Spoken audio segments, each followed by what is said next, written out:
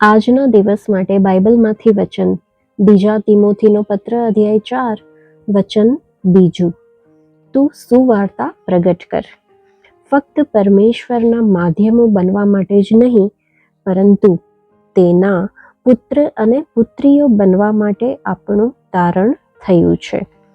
તે આપણને આત્મિક પ્રતિનિધિ નહીં, પરંતુ આત્મિક સંદેશવાહક બનાવે છે, અને સંદેશો આપણું એક અંગ બની જવું જોઈએ. પરમેશ્વરના પુત્ર પોતે જ પોતાનો સંદેશો હતા. જે વાતો મેં તમને કહી છે તે આત્મા તથા જીવન છે, એવું યોહાનના પુસ્તકમાં 6 અધ્યાયમાં વચન 63માં લખેલું છે.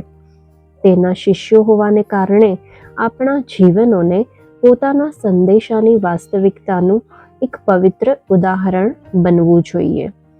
એક તારણ નહીં પામેલ વ્યક્તિનું હૃદય પણ સેવા કરવાને માટે તૈયાર થઈ જશે જો તેને એમ કહેવામાં આવશે, પરંતુ એક વ્યક્તિને પરમેશ્વરના સંદેશાનું એક પવિત્ર ઉદાહરણ બનવા માટે એવા હૃદયની જરૂરત છે જે પાપના દોષથી તૂટેલું હોય, જેને પવિત્ર આત્માનું બાપ્તિસ્મા પ્રાપ્ત થયું હોય અને જેને કચડી નાખવા દ્વારા પરમેશ્વરના હેતુની આધીનતામાં લાવવામાં આવ્યું હોય. સાક્ષી આપવી અને સુવાર્તા પ્રચાર કરવો તે બંનેમાં તફાવત છે. વચન પ્રગટ કરનાર એ છે જેને પરમેશ્વર તરફથી તેડું મળ્યું છે અને જેણે એ સંકલ્પ કર્યો છે કે તે પરમેશ્વરના સત્યને પ્રગટ કરવા માટે પોતાની તમામ શક્તિ વાપરશે.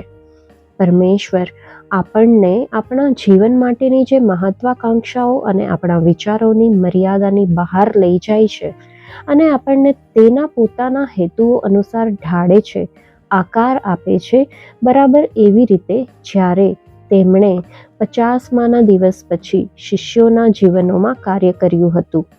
50માના દિવસનો હેતુ શિષ્યોને કંઈ શીખવવાનો નહોતો, પરંતુ જે બાબતોને તેઓ પ્રગટ કરી રહ્યા હતા તે દેહ ધારણ બને, જેથી તેઓ દેહમાં અક્ષરશઃ પરમેશ્વરનો સંદેશો બને.